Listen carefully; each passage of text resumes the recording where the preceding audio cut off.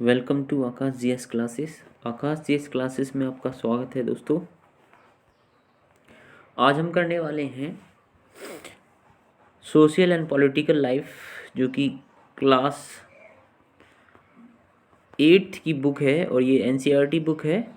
तो इसमें से हमारा जो चैप्टर फर्स्ट था उसका पार्ट 3 आज हम करने वाले हैं। ठीक है, तो चलिए स्टार्ट करते हैं पार्ट 3 को। क्या कह रहा है? The third significant reason why we need a constitution, हमें संविधान क्यों चाहिए, ये तीसरा हमारा कारण है। जिसने पहले के 2 वीडियो नहीं देखे हों वो पहले वो 2 वीडियो देख लें, तदुपरांत आप इन्हें पढ़ें। तो the third significant reason why we need a constitution, हमें संविधान क्यों चाहिए, ये तीसरा कारण है। तो हमें क्यों चाहिए संविधान? Is to save us from our selfs, क्या हमें संविधान इसलिए चाहिए कि क्योंकि संविधान हमें अपने आप से बचाता है? कुछ ऐसा है क्या? ये बड़ा ही इम्पॉर्टेंट पॉइंट है, आपको खुद सोचना पड़ेगा।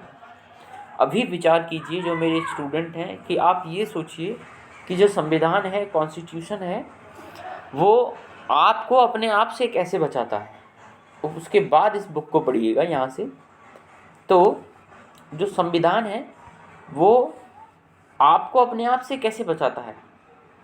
तो दिस में साउंड्स स्ट्रेंज, बड़ा अजीब लगेगा यार, स्ट्रेंज लगेगा।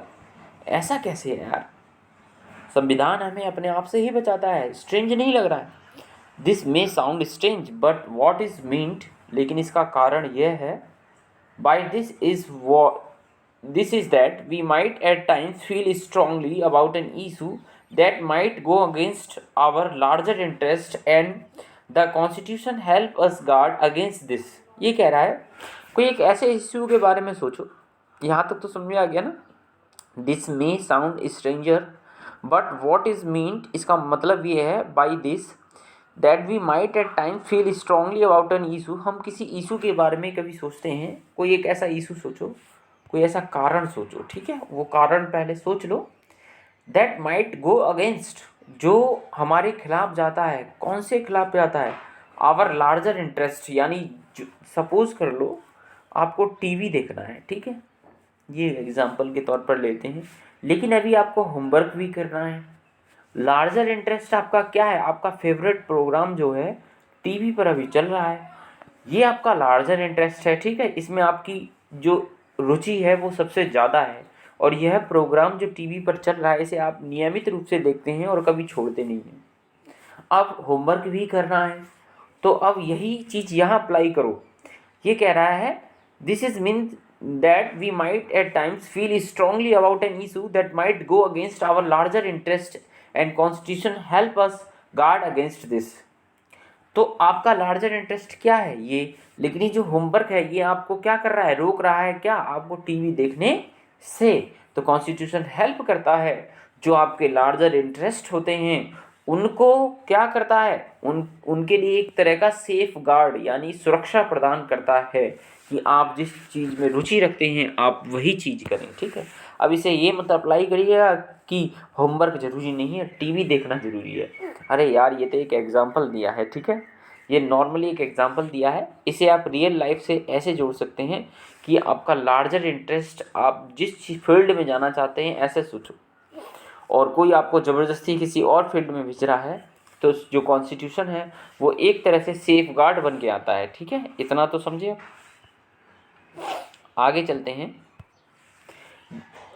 Against the larger interest and constitution help us guard against this. Look at the story board, ये स्टोरी यही है जो मैंने समझाई है, ठीक है, और कुछ नहीं है। आगे चलते हैं यहाँ से। Similarly the constitution help to protect us against certain decisions that we might take that could have an adverse effect on the larger principle that the country believes in. अब इसी तरह से जो कॉन्स्टिट्यूशन है, संविधान है, हेल्प करता है, सहायता करता है टू प्रोटेक्ट, ठीक है, क्या प्रोटेक्ट करता है? To protect us against certain decision, हमारे निर्णयों को प्रोटेक्ट करता है, दैट वी माइट टेक, जो हम लेते हैं, that could have an adverse effect, और जो निर्णय हम लेते हैं उनका एडवर्स इफेक्ट जाता है, यानी नेगेटिव इफेक्ट जाता है, या ये समझो उल्टा इफेक्ट पड़ता है, ठीक है, उल्टा प्रभाव पड़ता है ऑन द लार्जर प्रिंसिपल, यानी एक बड़े सैद्धांतिक रूप पर जिस पर भी कोई कंट्री या कोई देश जो है बिलीव करता है। जिन सिद्धांतों पर कोई देश बिलीव करता है, ठीक है, या विश्वास रखता है, अगर हम तो उन सिद्धांतों को बनाए रखने में कौन हेल्प करता है? कॉन्स्टिट्यूशन करता है। कौन हेल्प करता है? कॉन्स्टिट्यूशन हेल्प करता है। ठीक है, नेक्स्ट लाइन देखते हैं बच्चों।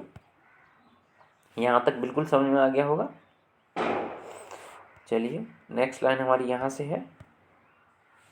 फॉर एग्जाम्पल लेते हैं, it is possible that many people who live in a democracy, बहुत सारे लोग जो डेमोक्रेसी में रहते हैं, यानी लोकतंत्रात्मक रूप में रहते हैं, ठीक है, गणतंत्रात्मक नहीं, लोकतंत्रात्मक, ठीक है, यानी लोकतंत्र के रूप में रहते हैं या लोगों का शासन है, might come to strongly feel that, और उन्हें ऐसा महसूस होता है, party politics has become so acrimonious, उन्होंने ये सोचा कि यार डेमोक्रेसी में, यार हमको पता है जो डेमोक्रेसी होती है उसमें पार्टी पॉलिटिक्स होना अनिवार्य है, यही तो डेमोक्रेसी है।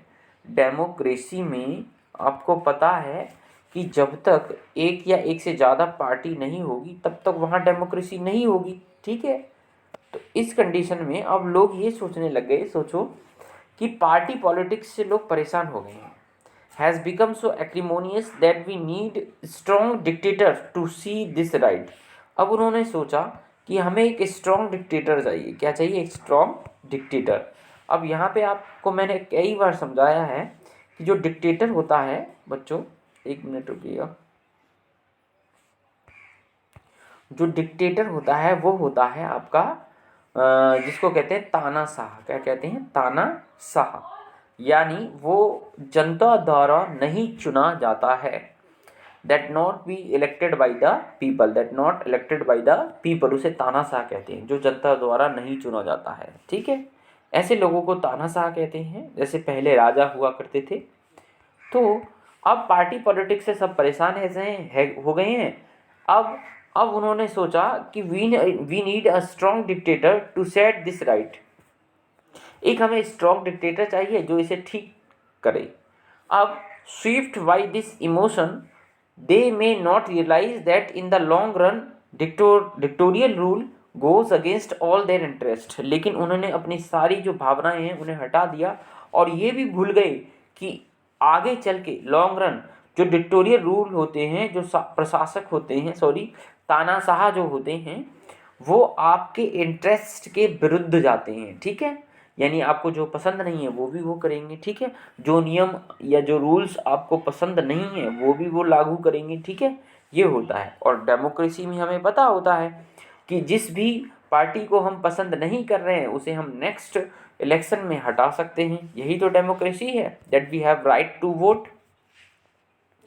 A good constitution does not allow these whims to change its basic structure। और जो गुड कॉन्स्टिट्यूशन जो होता है, एक अच्छा संविधान जो होता है, वो जो होता है अलाउ नहीं करता है, अनुमति नहीं करता है इन चीज़ों को, जो बेसिक स्ट्रक्चर होते हैं किसी भी देश के, इन चीज़ों को बदलने में अलाउ नहीं करता है, अनुमति नहीं करता है। It does not allow for the easy overthrow of provision that guarantee rights of the citizen and protect their freedom। It does not allow, ये अनुमति नहीं देता है, for the easy overthrow of provision मतलब बच्चों जो कॉन्स्टिट्यूशन है उसमें provisions हैं, प्रावधान है। क्या है? प्रावधान है। जैसे यहाँ पर किस प्रावधान की बात की जा रही है? राइट्स ऑफ द सिटीजन, यानी नागरिकों के अधिकार, राइट्स ऑफ द सिटीजन, नागरिकों के अधिकार। और नागरिकों के अधिकार में हमने ले लिया फंडामेंटल राइट्स, मौलिक अधिकार। तो मौलिक अधिकार का कुछ प्रोविजंस है कि नहीं, यानी कोई प्रावधान है कि नहीं? हाँ है। कहोगे आर्टिकल 12 to 35 और इंडियन कॉन्स्टिट्यूशन के पार्ट 3 में फंडामेंटल राइट है, ये प्रोविज़न होते हैं, ठीक है। तो अगर जो हमारा कॉन्स्टिट्यूशन है वो क्या करता है, उन प्रोविजंस को जो सिटीजन्स के राइट को प्रोटेक्ट करते हैं उनको क्या करता है, कोई इजीली थ्रो ना कर दे, उसमें हेल्प करता है। It does not allow for the easy overthrow, कोई हटा ना दे उन प्रोविजंस को जो सिटीजन्स के राइट को प्रोटेक्ट करता है, ठीक है, और उनकी फ्रीडम यानी उनकी स्वतंत्रता को की सुरक्षा करता है, ठीक है। ऐसे प्रोटेक्ट करता है कौन? हमारा कॉन्स्टिट्यूशन। तो कॉन्स्टिट्यूशन के बारे में आप काफ़ी समझ गए होंगे। From the above discussion you will understand that the constitution play a very important role in a democratic society. उपरोक्त विवेचना से आप समझ गए कि एक लोकतांत्रिक राज्य में या एक लोकतांत्रिक राज्य में जो कॉन्स्टिट्यूशन है, संविधान है, वह कितनी महत्वपूर्ण भूमिका निभाता है। ठीक है, थैंक यू।